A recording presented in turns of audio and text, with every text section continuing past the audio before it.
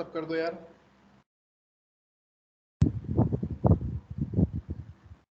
चलो बढ़िया। सो पिछले हफ्ते हमारा जो लास्ट क्लास था, जहाँ तक हमने देखा था, ध्यान से समझना आप, हम रैंडमली एक 1 पेज स्क्रिप्टिंग की है प्रोसेस समझने की, और उससे हमें थोड़ा बहुत आइडिया लगा क्या होता है सेलेनियम, कैसे स्टार्ट करते हैं, लोकेटर्स के बारे में हमने समझा। आज थोड़ा हम अब स्टार्ट करते हैं फ्रेमवर्क में जो डिज़ाइन पैटर्न हम फॉलो करते हैं वो चीज़ हम डिस्कस करेंगे। और दूसरा चीज़ हम जो डिस्कस करने जा रहे हैं वो है हमारा टेस्टएनजी, जो कि एक तरह का फ्रेमवर्क है। और वो टेस्टएनजी हमें कैसे डाउनलोड करना है, कैसे इंस्टॉल करना है, कैसे में रखना है, और हमारा डिज़ाइन पैटर्न क्या होगा, और प्लस ये टेस्टएनजी होता क्या है, हम इसे क्या क्या कर सकते हैं। अब हम स्टार्ट करते हैं पर्टिकुलर टेस्टएनजी फ्रेमवर्क के बारे में, फिर इसके आगे हम धीरे धीरे ऐड करते जाएंगे। ठीक है, चलो मैं स्क्रीन शेयर करता हूँ। पहले तो हम कुछ लिख लेते हैं थोड़ा बहुत नोट्स के तौर पे।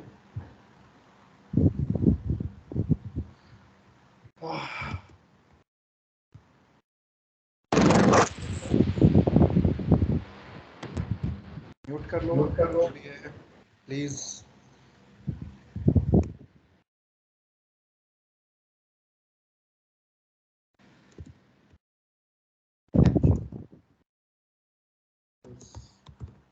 हाँ ठीक है।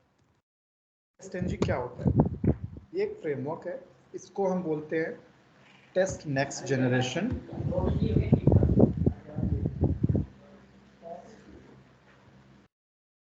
टेक्स्ट नेक्स्ट जनरेशन बोलते हैं, test and then N for next and G for generation. और ये टेस्ट एनजी क्या है? ये मॉडिफाइड वर्जन है आपका जे यूनिट का। प्रीवियसली टेस्ट एनजी के जे यूनिट होता था, लेकिन अब ये अपडेट हुआ है। अब टेस्ट एनजी हम प्रेफर करते हैं क्योंकि इसके पास बहुत सारे एडवांटेजेस है, बहुत सारी इसके पास कैरेक्टरिस्टिक्स भी बहुत अच्छी है, मतलब इन द सेंस बहुत सारी इसके पास प्रॉपर्टीज़ है जो कि हम आगे डिस्कस करेंगे, आप समझेंगे। तो चलो स्टार्ट करते हैं।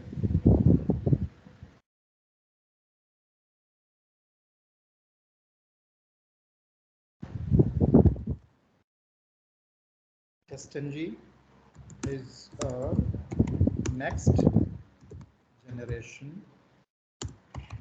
framework।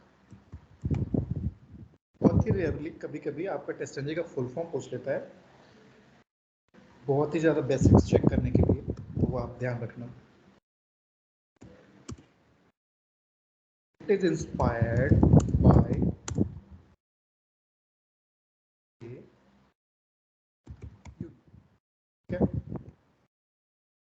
एंड अब हम इतना तो देख लिए ये टेस्टएनजी क्या है, एक नेक्स्ट जनरेशन फ्रेमवर्क है। और सेलेनियम के बाद हमें ऑटोमेशन करना होता है, तो ये हमें बहुत ही रिक्वायर्ड होता है। दो तरह के फ्रेमवर्क एज ऑफ नाउ मैं आपको बता देता हूँ, जैसे कि एक टेस्टएनजी है और एक बीडीडी कुकुम्बर है। ये टीडीडी में आता है टेस्ट डेटा ड्रिवन डेवलपमेंट, अब वो है बिहेवियर डेटा ड्रिवन डेवलपमेंट। ये दो डिफरेंस है, इसको बस याद रखना। बीडीडी कुकुम्बर होता है, ये टेस्टएनजी होता है। कंपनी वाइज डिपेंड करता है कि कौन सी कंपनी कौन सा फ्रेमवर्क यूज़ कर रही है ऑटोमेशन के लिए। काम दोनों का सेम है, स्लाइट डिफरेंस है। चलो हम फोकस करते हैं अपना टेस्टएनजी पे। टेस्टएनजी हमें प्रोवाइड करता है, पहले तो हम इसे नोट कर लेते हैं,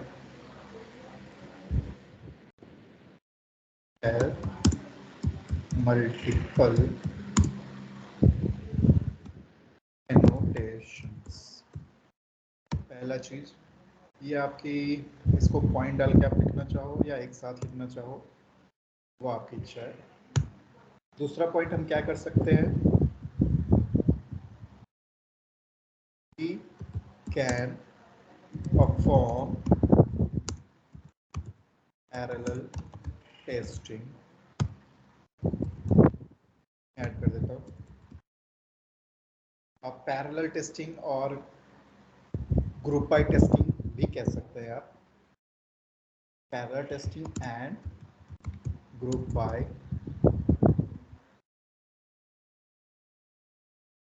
ये हो गया आपका। अब हमें क्या ध्यान देना होता है, क्रॉस ब्राउज़र टेस्टिंग मैंने आपसे डिस्कस किया था, क्रॉस ब्राउज़र टेस्टिंग में भी ये इनेबल हमें करता है कि हमें क्रॉस ब्राउज़र टेस्टिंग परफॉर्म कर सकते हैं टेस्टएनजी से। फिर आता है टेस्टएनजी से हम क्या कर सकते हैं, we can automatically generated reports। TestNG हमें क्या प्रोवाइड करता है, टेस्टएनजी हमें ऑटोमेटिकली जनरेटेड रिपोर्ट्स प्रोवाइड करता है।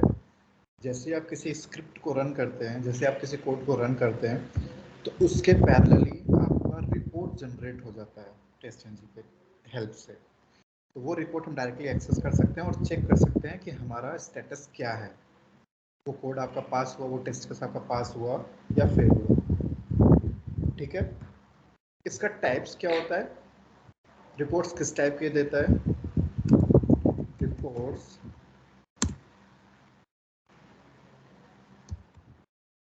एक आपका HTML रिपोर्ट्स कह लो, ईमेलेबल रिपोर्ट्स भी होता है, वो सब आप एक बार देखोगे तो अपने आप आइडिया लग जाएगा। अभी के लिए ये समझ लो,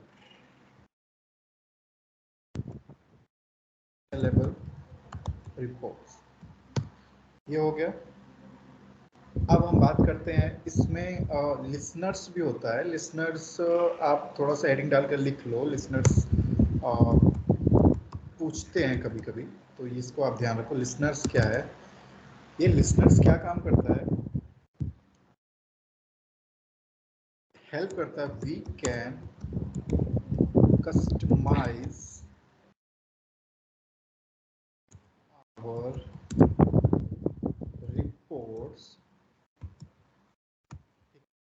हम जो भी रिपोर्ट जनरेट करते हैं हम उसको कस्टमाइज कर सकते हैं। कस्टमाइज मतलब हमें किस व्यू में चाहिए, क्या कॉलम कहाँ रखना है, वो कैसे यूआई पे दिखना चाहिए, जैसे कि इजीली समझ में आ जाए। जैसे कि आप उसमें सेट कर दो, पास वाला टेस्ट केस के आगे हेडिंग आ जाए और नोट बन के कि ये पास है, उसका कलर सेट कर सकते हो।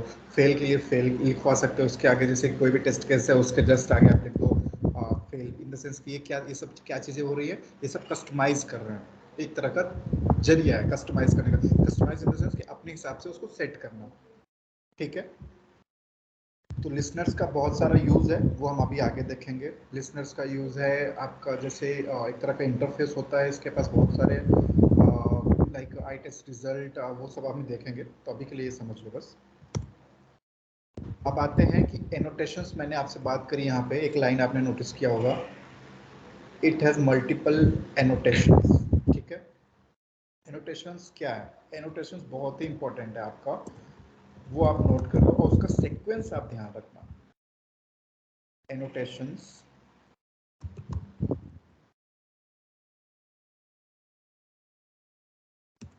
are as follows।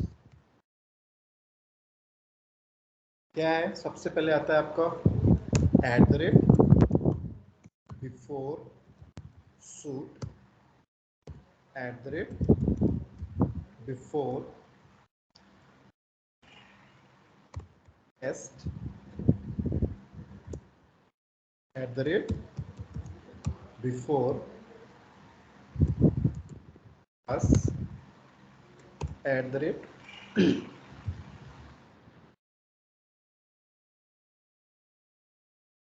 फोर। ठीक है, फिर आता है at the rate test, at the rate after method, at the rate after class, at the rate after test, at the rate after shoot। तो इस चीज का आपको ध्यान रखना है, ये सीक्वेंस है एनोटेशंस का। एनोटेशंस का सीक्वेंस इस मैनर में है कि जो हम कोड लिखते हैं, हमें उस कोड में कई सारे पोर्शन होते हैं, कैटेगराइज किए रहते हो आप कि ये कोड हमारा इस पोजीशन पे काम करना चाहिए, कोड हमारा इस फंक्शनैलिटी के लिए है, इसको इसके बाद रन होना चाहिए।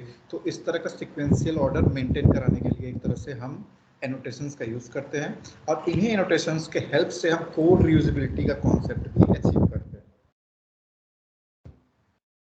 यहाँ पे ये भी आप लिख दो,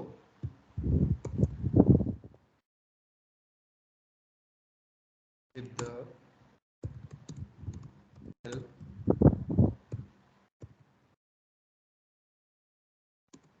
of these annotations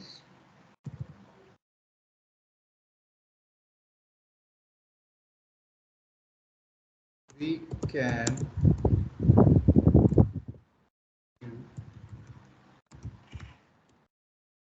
code reusability।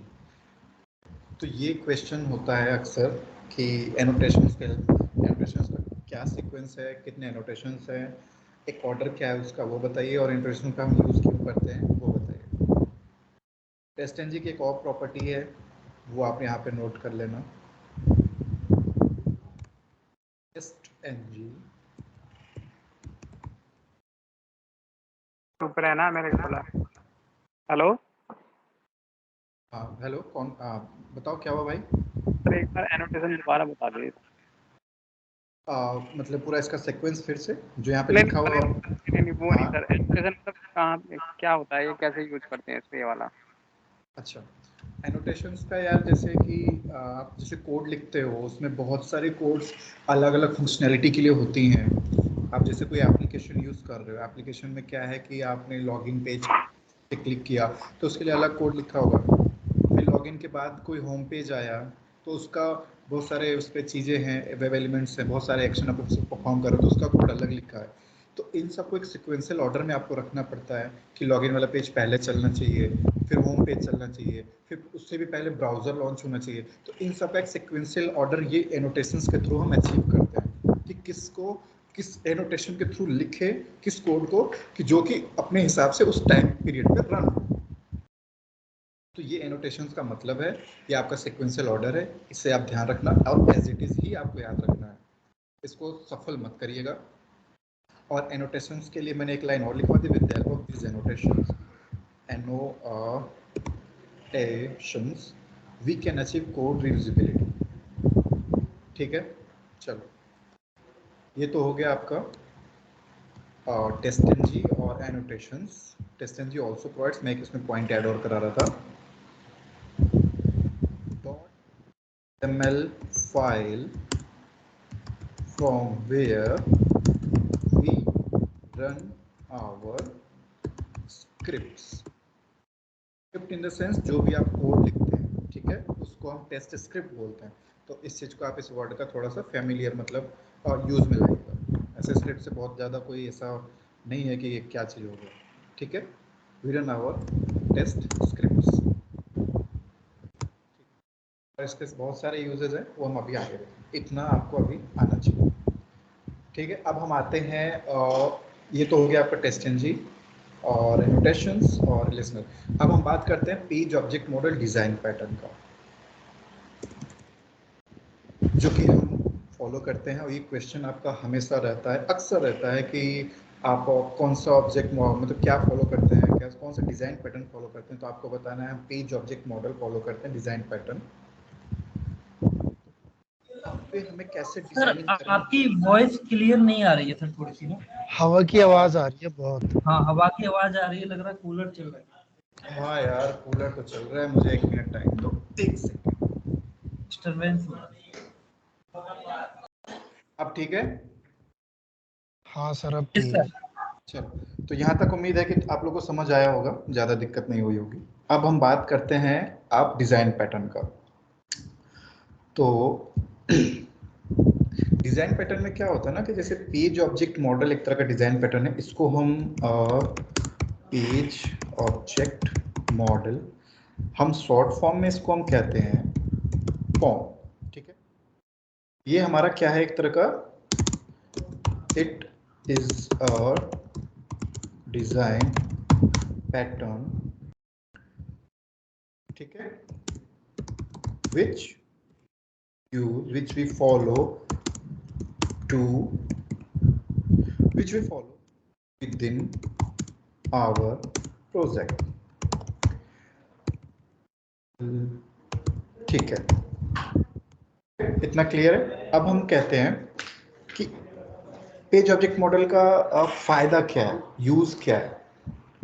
तो पेज ऑब्जेक्ट मॉडल का फायदा ये है कि ये जो है हम कॉमन फंक्शनैलिटी, कॉमन कोड, जैसे मान लो बहुत सारे पेजेस होते हैं। अब आपने सोचोगे कि मान लो फेसबुक ले लो, फेसबुक में आपने क्या किया, पहले तो ब्राउजर ओपन किया, एप्लीकेशन ओपन किया, फिर लॉगिन का ऑप्शन है, लॉगिन में क्या किया, टेक्स्ट बॉक्स था उसमें क्लिक किया, सेंड टेक्स्ट किया, फिर लॉगिन पे क्लिक किया। मतलब क्या कर रहे हो, सेंड टेक्स्ट कर रहे हो, क्लिक कर रहे हो, फिर अलग अगले पेज पे मूव किया, तो फिर वहां पे क्या किया, क्लिक किया, स्क्रॉल किया, फिर नेक्स्ट पेज पे मूव किया, क्लिक किया, स्क्रॉल किया, लाइक किया। तो ये सारी चीजें क्या है, कॉमन फंक्शनैलिटीज है कि नहीं? हर पेजेस के लिए आप सेम चीज फॉलो कर रहे हो। क्या फॉलो कर रहे हो? क्लिक करना, स्क्रॉल करना, माउस ओवर करना, डबल क्लिक करना, राइट क्लिक करना, और कुछ भेजना हो तो कोई टेक्स्ट बॉक्स है उसमें कुछ भेज। तो इस तरह के कॉमन कोड्स को हम एक जगह रखते हैं जिससे कि हमें बार बार ना लिखना पड़े। तो उससे क्या होता है कि हम कोड रीयूजेबिलिटी कॉन्सेप्ट इसमें अप्लाई होता है पेज ऑब्जेक्ट मॉडल में। कोड रीयूजेबिलिटी कैसे होता है कि एक कॉमन चीज हम एक जगह रख दिए और उससे हम एक्सेस कर रहे हैं जहां भी रिक्वायर्ड हो रही है। कैसे एक्सेस कर रहे हैं? आपने ओप्स कॉन्सेप्ट सुना होगा, उसके एक one of the major pillar was that is that like inheritance. Inheritance क्या करता है, आपको इनहेरिट करता है प्रॉपर्टीज को पेरेंट क्लास के। तो जो कोड आपने कॉमन फाइल में रखी है, कॉमन क्लास में रखी है, उसको आपने इनहेरिट करा लिया। इनहेरिट करा लिया तो उसके सारे मेथड्स आप एक्सेस कर सकते हैं उसके नाम से, या फिर जैसे भी कर सके, ऑब्जेक्ट क्रिएट करके करें या डायरेक्ट इनहेरिटेंस के थ्रू कर लें। तो इस चीज के लिए पेज ऑब्जेक्ट मॉडल आया। तो इसमें क्या है कि कॉमन फंक्शनैलिटीज हम एक फोल्डर में रखते हैं, जितना पॉसिबल कॉमन फंक्शनैलिटीज हो सकता है, जितने तरह की कॉमन फंक्शनैलिटीज हो सकते हैं, और फिर हम उसका यूज करते हैं। और इसमें एक और मेजर चीज ये है, within we have create two different classes. कौन कौन सी classes? Page class and test class. क्या होता है कि दो तरह के डिफरेंट क्लासेस हमें क्रिएट करना होता है, page class and test class. वो कॉमन रीयूजेबिलिटी वाला जो कॉन्सेप्ट है उससे आप सेपरेट अभी रखो, और प्लस अब इस पे फोकस करो, page class and test class. Page class क्या है कि हम कोई भी एप्लीकेशन, वेब एप्लीकेशन है, उसे हम एक्सेस करते हैं। फ्लिपकार्ट ले लो, अमेजोन ले लो, कोई भी एप्लीकेशन ले लो, उसमें आप देखोगे कि एक ऑप्शन पे क्लिक करो, दूसरे पेज पे जाओगे, दूसरे पे क्लिक करो, अनदर पेज ओपन होगा, फिर ऐसे क्लिक कर करके मल्टीपल पेजेस एक ही एप्लीकेशन में होते हैं, मल्टीपल मॉड्यूल्स होती है। तो उसमें क्या है कि हर मॉड्यूल, हर पेज के लिए एक अलग हमें पेज क्लास क्रिएट करना होता है। तो वो पेज क्लास में हम वो सारे कोड रखेंगे जो भी हम एक्शन परफॉर्म कर रहे हैं।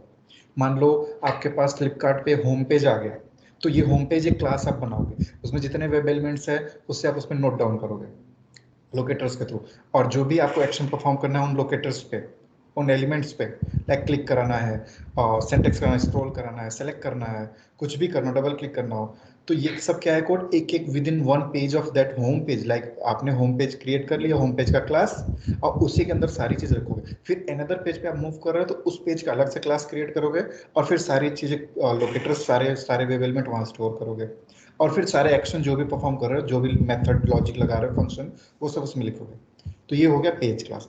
और उन सारे मेथड्स, लॉजिक्स, जो भी है लॉजिक आपने लिखी है, उसे एग्जीक्यूट कराना है तो वो हमें टेस्ट क्लास से कॉल करना पड़ता है। तो ये चीज हो गया आपका पेज क्लास और टेस्ट क्लास।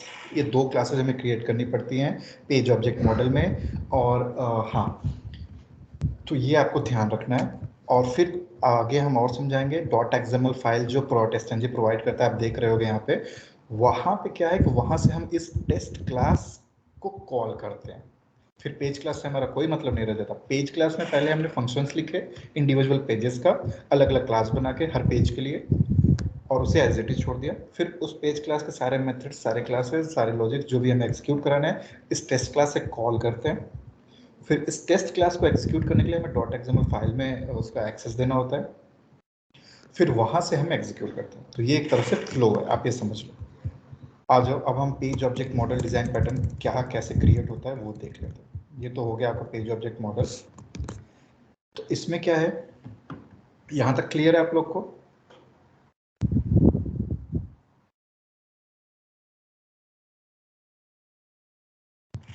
यहां तक किसी को कोई डाउट है?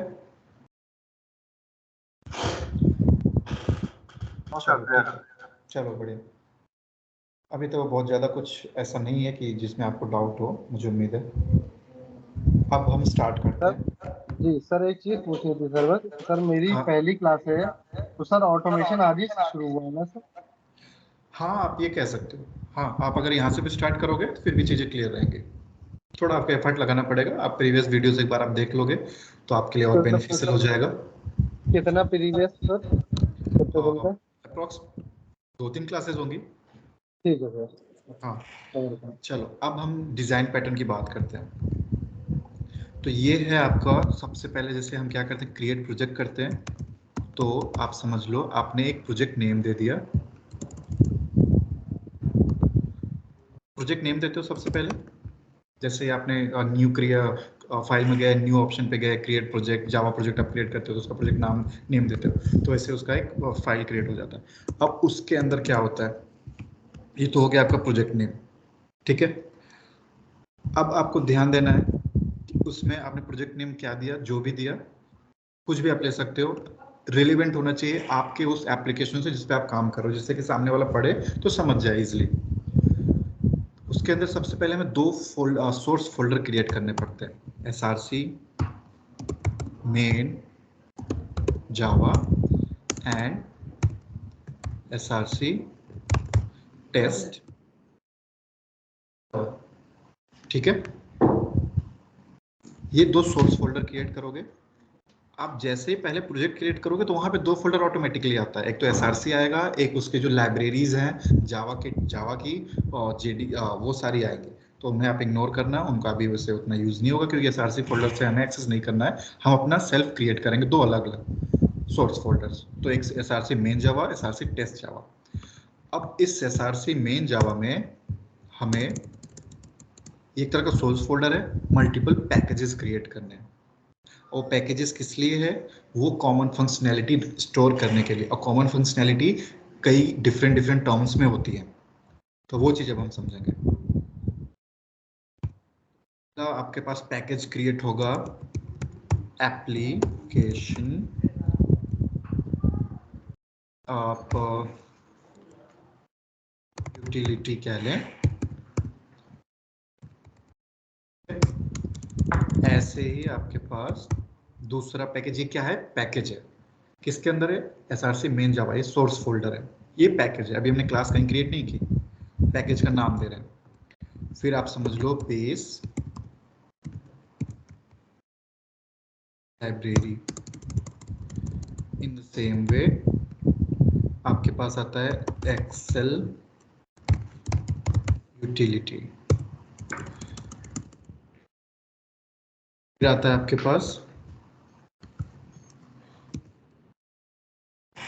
Property utility, in the same way in short utility, और आपका एक आता है वेट यूटिलिटी, ठीक है। ये चीजें हैं आपकी, और विद इन दिस एक और हम पैकेज रखते हैं पेजेस।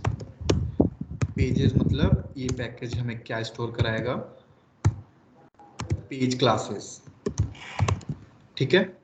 और अब इसके अंदर क्या है, हमारा टेस्ट क्लास होगा, ठीक है। अब आते हैं एक एक का मतलब समझना, वो आपको जरूरी है। एप्लीकेशन यूटिलिटी, एप्लीकेशन यूटिलिटी क्या करता है,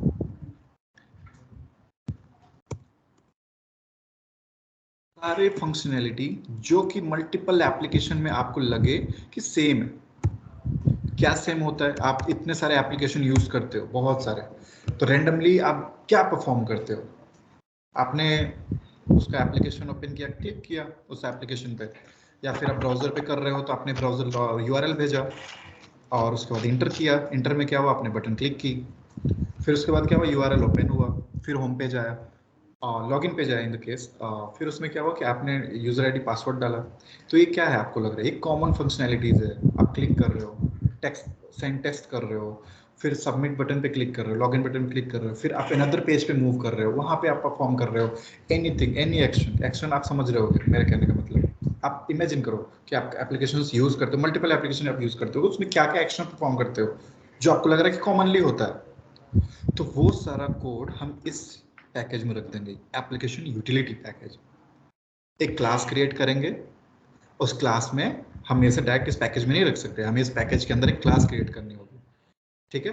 सेम अब आप बेस लाइब्रेरी पे, बेस लाइब्रेरी मैंने इसका नाम ऐसा क्यों लिया गया, आप जैसे ब्राउजर को हमें हैंडल करना है, ब्राउजर हैंडल करने के लिए क्या होता है, क्रोम ड्राइवर प्रेजेंट है, आपको ये कम्युनिकेट कराता है आपका स्क्रिप्ट को डायरेक्ट ब्राउजर से।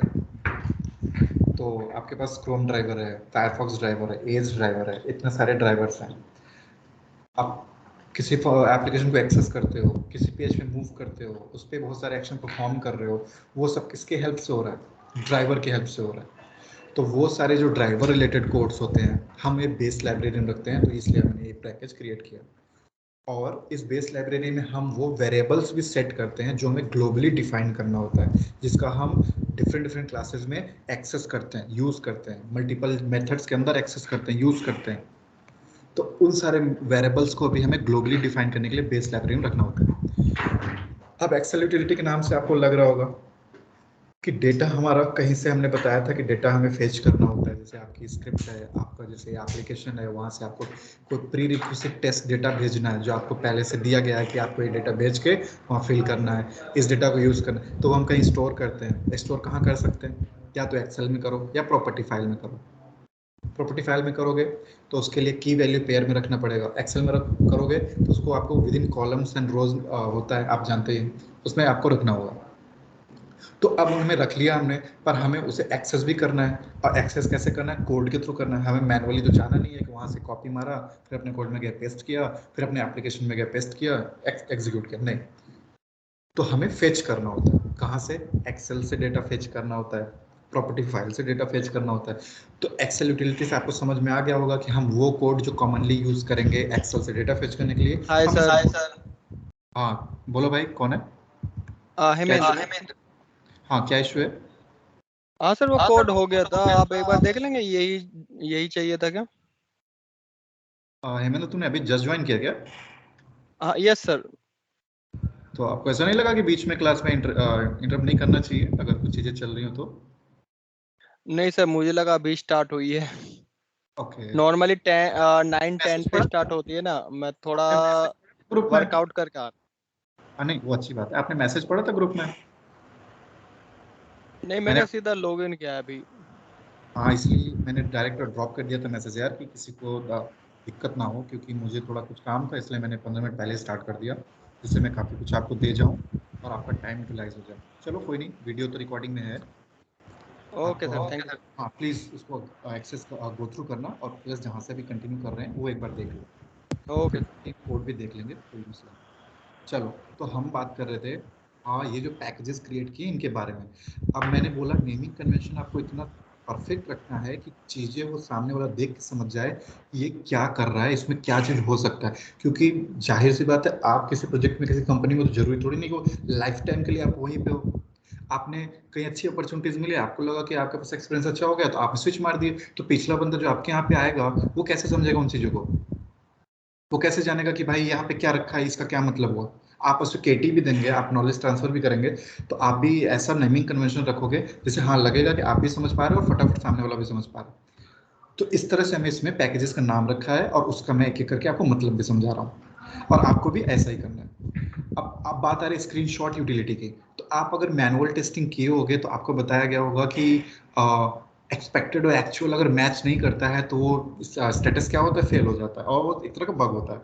तो उसके भी यहाँ पे आपको एक प्रूफ रखना होता है अपने पास, या टेस्ट केस पास हो रहा है, एक्सपेक्टेड एक्चुअल मैच कर रहा है, और आपको लग रहा है कि नहीं मुझे अपने इसका प्रूफ मुझे रखना चाहिए, इनकेस कोई पूछ लिया या कोई मांग लिया, या फिर कल को जाके कोई फेलियर हो रहा है उसी पॉइंट पे, तो आप पे उंगली ना उठे। तो वो स्क्रीनशॉट कैप्चर करने के लिए भी हमें कुछ कोड्स चाहिए, और वो कोड हम कहाँ रख रहे हैं, स्क्रीनशॉट यूटिलिटी पैकेज में, ठीक है। अब वेट यूटिलिटी आई। वेट यूटिलिटी क्या है? वेट से आपको समझ में आ रहा होगा, वेट करना। मैंने आपको बताया था कि किसी का इशू था कि जब वो कोड रन कर रहा है तो डीबग मोड में कर रहा है तो रन हो जा रहा है, डायरेक्ट रन कर रहा है तो फेल हो जा रहा है। तो वो क्यों हो रहा था? क्योंकि उसका वेट की इशू की वजह से। क्योंकि कभी कभी क्या होता है, वो वेब पेज रिस्पॉन्सिव नहीं होता है उस टाइम पीरियड के लिए, या फिर आपका नेटवर्क इशू हो सकता है, या फिर कुछ भी इशू एप्लीकेशन एंड से हो सकता है। तो उस ब्याज पे क्या होता है कि हम वेट का यूज करते हैं। वेट इन द सेंस कि हमें वेट कराना होता है कि हम 10 सेकंड रुक जाएं, पेज आराम से लोड हो जाए। कभी कभी देखोगे कि आपने सर्च मारा, नेट स्लो है, तो रिफ्रेश मतलब वो आपका वो घूमता रहता है, घूमता रहता है। ठीक है, तो उस सिनेरियो में क्या होगा कि आपके टेस्ट स्क्रिप्ट जो आप लिखे वो तो रन हो गया, उसको क्या ही मतलब है, उसे क्या समझ में आ रहा है कि वहाँ पे क्या हो रहा है, कि रुकना है कि नहीं रुकना है मुझे। तो वो एग्जीक्यूट कर देता है, और जैसे ही एग्जीक्यूट करता है उसे वो चीज़ नहीं मिलती तो फेल कर देता है। तो इन केस में हमें वेट का यूज़ करना पड़ता है, और कॉमनली हम उस वेट का हर जगह यूज़ करते हैं, मैक्सिमम जगह यूज़ करते हैं बेस्ट प्रैक्टिस के तौर पर। तो वो अब हम क्या कर रहे हैं कि उस वेट यूटिलिटी के, उस वेट के जो कोड होगा उसे हम कहाँ कॉमनली रख दें, इस पैकेज में, और इससे हम डायरेक्टली एक्सेस करते रहेंगे। डायरेक्ट हमें जा जाके लिखना नहीं पड़ेगा हर फंक्शन के लिए। समझ रहे हो? तो ये है आपका इसका एडवांटेज, और ऐसे हम इसको अरेंज करते हैं। अब पेजेस से आप समझ गए होंगे कि पैकेज है, पैकेज क्या स्टोर करेगा, मल्टीपल पेज क्लासेस में स्टोर होंगे। पेज क्लासेस मतलब क्या हुआ कि जो वेब एप्लीकेशन है उसमें बहुत सारे पेजेस होंगे जिसपे हमें बहुत सारे एक्शन परफॉर्म करना होगा। तो हर पेज का हम डिफरेंट डिफरेंट क्लास बनाएंगे उस नेम से, उस पेज के, और उस पे हम उसका कोड्स लिखेंगे। ठीक है, पहले लोकेट करेंगे वेब एलिमेंट को, फिर उस पर एक्शन परफॉर्म करेंगे। तो वो सारा हम यहाँ पेजेस इसमें रखेंगे। और आता है फिर आपका एसआरसी टेस्ट जावा, ये सोर्स फोल्डर है आपका दूसरा, और इसमें जो है वो डिफरेंट क्लास है ये टेस्ट। तो इन दो क्लासेस की हमने बात करी थी इन पैकेजेस में। अब इस टेस्ट पैकेज में क्या क्लास होगा? टेस्ट क्लास होंगे, और उस टेस्ट क्लास क्या काम करेंगे? ईच पेज क्लासेस को अलग अलग हर टेस्ट क्लास बना के हमें कॉल कराना होगा। आप एक में कर सकते हो, आप अलग अलग बना सकते हो। और फिर यहाँ का जो टेस्ट क्लासेस क्रिएट किए जाएंगे उसको हमें कॉल करना पड़ेगा .xml फाइल में, वो भी हम देखेंगे। चलो, तो ये हो गया आपका पेज ऑब्जेक्ट मॉडल। अब बात करते हैं टेस्ट एनजी का। वो आपको कहाँ से मिलेगा, कैसे एक्सेस करोगे, वो एक बार ध्यान से देख लो। आप इक्लिप्स पे जाओ, ये आपकी जो प्रैक्टिस हुई थी उससे आप एज इट इज छोड़ दो। आपको हेल्प में जाना है, हेल्प में जाओगे, इक्लिप्स मार्केट प्लेस दिख रहा है, उससे आप ओपन करो। ये थोड़ा टाइम ले रहा है, ये ओपन हो गया। आपको क्या टाइप करना है? टेस्ट एनजी आप टाइप किया, सर्च करो, टेस्ट एनजी फॉर इक्लिप्स आ गया। आपको यहाँ दिखेगा इंस्टॉल, क्लिक मारो इंस्टॉल पे।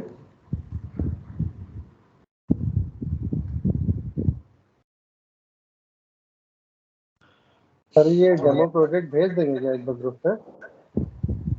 ये कोड, जी सर। हाँ ठीक है, मैं भेज देता हूँ दोबारा। और उसके बाद क्या है, कंफर्म करना है आपको। आप स्टेप्स एक बार समझ लो।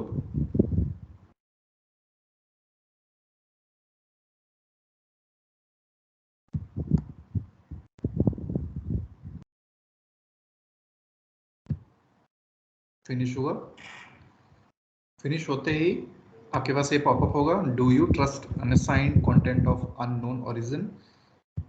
यहाँ पे क्लिक करो, yes I accept the risk, trust selected.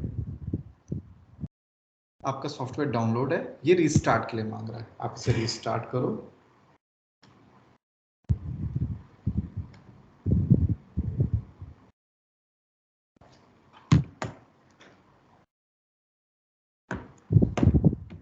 Restart हो गया।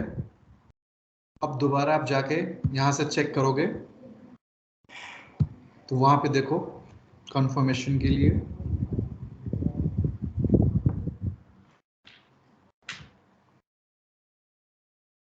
वहाँ पे उसका स्टेट चेंज हो जाएगा।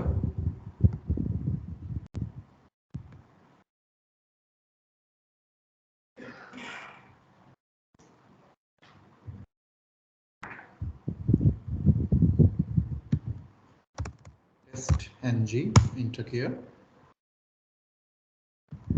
यहाँ देखो इंस्टॉल आ रहा है, मतलब आपका इंस्टॉल हो चुका है।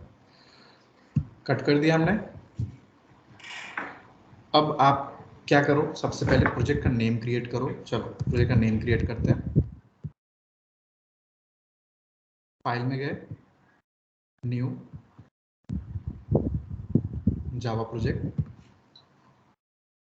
कौन सा बैच है, किस डेट का बैच है आप लोगों का? 2 जून का सर। 2 या 28? 5th मई सर। 5 मई। Yes sir. 29। 29 sir month. इसमें अलग अलग बैचेस के हैं सर। ठीक है ठीक है ठीक है, समझ गया। चलो मैं एक रैंडम नाम दे देता हूँ। वैसे ये स्टार्टिंग 20 अप्रैल का है सर। आज का ही डाल दीजिए सर। आज का ही डाल देते हैं यार, चलो ये भी बढ़िया। क्या डेट है आज यार? 6th of September. September।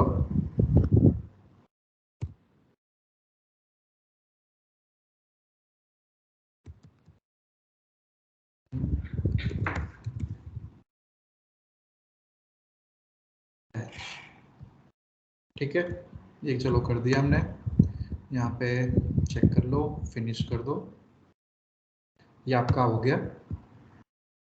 अब इसे ओपन करोगे तो यहाँ पे आपको SRC आपको दिखेगा एक फोल्डर, एक GRE जो सिस्टम लाइब्रेरी जार फाइल्स रखता है। दोबारा इस पर राइट क्लिक करो, न्यू में जाओ। अब आपको सोर्स फोल्डर क्रिएट करना है। सोर्स फोल्डर क्रिएट करते समय आपको SRC मेन जाओ। ये यहाँ पे नेस्ट जो है आपको SRC दिखा रहा है क्योंकि आपको ऑलरेडी वहाँ पे है वो फोल्डर।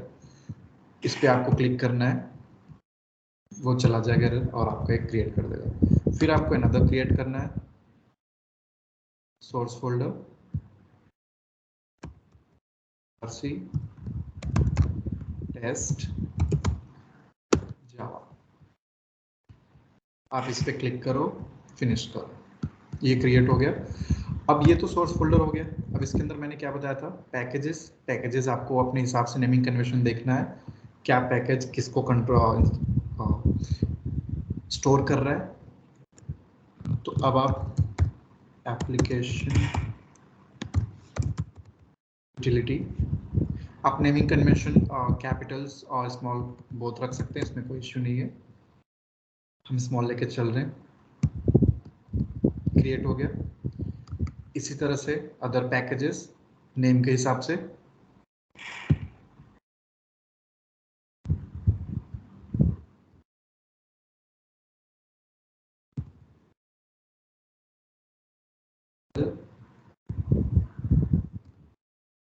यूटिलिटी, ये आपका एक अनदर पैकेज हो गया। ऐसे आप पैकेजेस क्रिएट करना, और आपका जो 2-3 पैकेज है उसको मैं आपके प्रैक्टिस पे छोड़ देता हूँ, वो आप कर लेना। आप समझ गए पैकेज कैसे क्रिएट करना है, ठीक है। अब आपको जार फाइल्स इसमें लानी है और टेस्टएनजी लेके आना है। जार फाइल्स के लिए मैंने क्या बताई थी, बिल्ड पाथ पे जाओ, configure build path, library selected है, क्लास पाथ पे जाओ, ऐड एक्सटर्नल जार्स, ये आपकी जार्स आ गई। कंट्रोल A ओपन, सारे जार फाइल चेक कर लो। आपका सेलेनियम है, अपाचे POI है, वो सारी देख लेना। Apply and close. आपकी जार फाइल्स आ गई, रेफरेंस लाइब्रेरी आपको दिख रहा है। अब आपको टेस्टएनजी भी आपको इस पे बिल्ड पाथ पे रखना पड़ेगा। बिल्ड पाथ पे गए, configure build path, libraries, class path selected, add library. अब देखो टेस्टएनजी इसमें है, इंस्टॉल हुआ, डाउनलोड हुआ, यहाँ पे हो गया। नेक्स्ट करो, फिनिश कर दो। तो टेस्टएनजी आपका नीचे ऐड हो जाएगा जैसे आप फिनिश करोगे। Apply and close. तो अब आपका ये प्रोजेक्ट रेडी है, हम इस पे अब काम स्टार्ट कर सकते हैं। कोई भी एप्लीकेशन आप उठाएंगे ऑटोमेट कर सकते हैं। मेन जो प्री रिक्विजिट स्टेप्स हैं वो हमने कर लिया।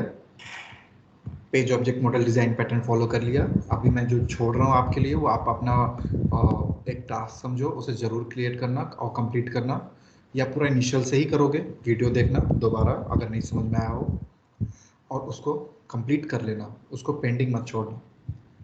और इसमें टेस्टएनजी का भी आपके फाइल्स आ गए, रेफरेंस लाइब्रेरीज आ गई, GRE की आपकी जो पहले से है वो है, और फाइल और फोल्डर्स है। तो ये इतना चीज़ है आपका जो आपको अभी कंप्लीट करना है, और प्लस टेस्ट एनजी के बारे में देखना और एनोटेशंस उसका देखना, टेस्ट एनजी का एडवांटेज है क्या है, वो हम क्यों यूज़ कर रहे हैं, क्या बेनिफिट है उसका, वो देखना। और चलो इसको प्रैक्टिस करना। यहाँ तक किसी को कोई डाउट हो तो बताओ।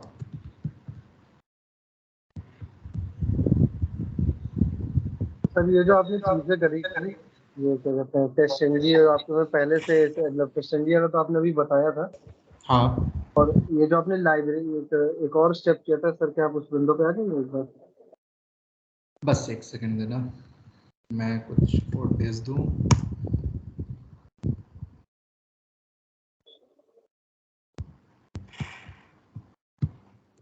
सर वो कोड वाली। बस अभी कॉपी कर लिया। सर ये अभी आपने सॉफ्टवेयर कौन सा डाउनलोड किया था इसमें additional? Test NG. Okay sir, thank you sir. हाँ, अब बताओ क्या डाउट है। चलो मैं ओपन कर लिया। सर वो, हाँ सर वो वाले पेज हैं। हाँ सर, सर जो आपने रेफरेंस्ड लाइब्रेरी और ये जार फाइल बनाई थी सर, तो ये हाँ सर प्रीवियस 2-3 वीडियो में सर इसका है डेमो? हाँ, है, स्टार्ट से बिल्कुल है। ठीक, और ठीक है सर, तो मैं ये मतलब हाँ, उसे आप जरूर एक बार देख लेना। और प्लस यहाँ से भी मैंने एकदम इनिशियल बताया आपको, जार फाइल्स आपको मिलेंगी आपके इसी ग्रुप में शेयर की गई है। उससे आप पहले एक जार फाइल आपका यहाँ पे मैं दिखा देता हूँ। तो आप बस मुझे इतना बता दीजिए कि सर मैं किस डेट से रेफर कर लूँ तो मुझे ऑटोमेशन समझ में आ जाएगी, तो फिर मैं तो वहाँ आप से इनिशियल प्रैक्टिस से करूँ। वीडियोस आप देख लो, बहुत ज़्यादा नहीं है उसमें, मटेरियल शेयर्ड है, वो आसानी से आप कवर कर लोगे। जार फाइल आप किसी से हेल्प ले लेना, उसका फोल्डर मैंने शेयर हुआ है इस ग्रुप में। मैं एक सेकेंड दिखाता हूँ, होना चाहिए।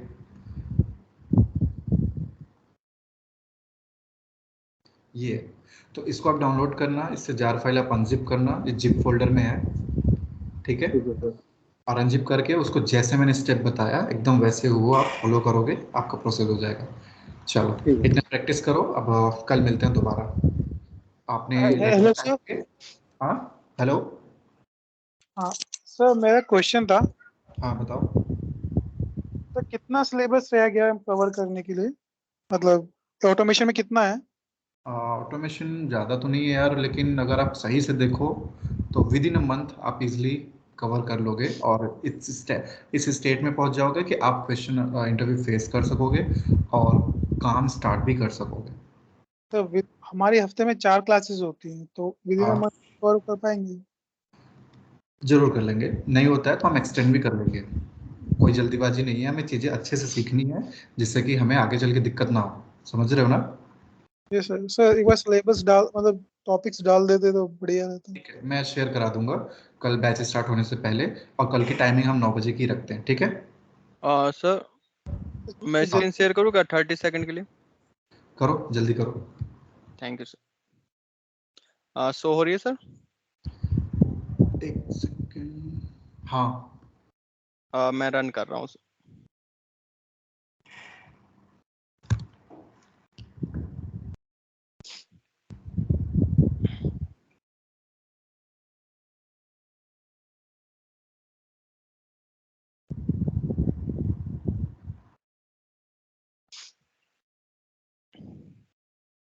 और ये डेटा मैंने एक्सेल में मैं फिर यहाँ पे मैच करवा दिया। ये एक्सेल का डेटा है, आउटपुट मैच,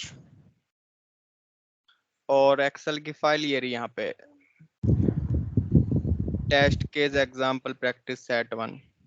ठीक है। तो यही था ना सर क्वेश्चन? हाँ सही है आपका। Okay sir, thank you match के लिए क्या किया आपने, क्या यूज़ किया वैलिडेट कराने के लिए? सर। वैलिडेट कराने के लिए सर मैंने लिस्ट 1 को लिस्ट 2 के साथ मैच वो करवा दिया है। पूरे लिस्ट को एक लिस्ट से मैच करा दिया उसमें? हाँ जी। इसमें 2 लिस्ट था। एक लिस्ट तो ये आपने यहाँ तक तो आपने करवाया था, यहाँ तक डेटा एक डेटा लिस्ट। डेटा फेच कैसे कर रहे हो एक्सेल से, वो कोड दिखाना। 1 मिनट सर, अभी दिखा रहा हूँ। ये रहा सर। ठीक है, समझ गए। चलो एंड ये यहाँ पे मैंने जो अपना डेटा है इनपुट जो था वो यहाँ पे मैंने सेव कर लिया उसको, और उसके बाद फिर मैंने इसको ये जो अपन लिस्ट 1 आई थी और हाँ उसको बस सीधा सीधा मैंने लिस्ट 1 को लिस्ट 2 के साथ बस कंपेयर किया है सीधा फिर। काम कर गया। यस सर, वो फाइनल डेटा मैच ये तो हमारा इसका है, और एक हेरा डेटा हाँ ये तो ये वाला है जो ये यहाँ पे ओपन हुई है फाइल ये वाला, और स्टार्टिंग में जो प्रिंट हुआ था ये सारा आउटपुट जो है ये एक्सेल का है। ठीक है, चलो बढ़िया किया आपने प्रैक्टिस कर ली अपने एंड से। Thank you sir. चलो बढ़िया, ठीक है गाइस, कल मिलते हैं फिर। आप चीज़ों को प्रैक्टिस कर लेना, छोड़ना मत कोई भी चीज़। ठीक है, कल कंटिन्यू करते हैं फिर। ठीक है सर, गुड चलो नाइट। Bye guys.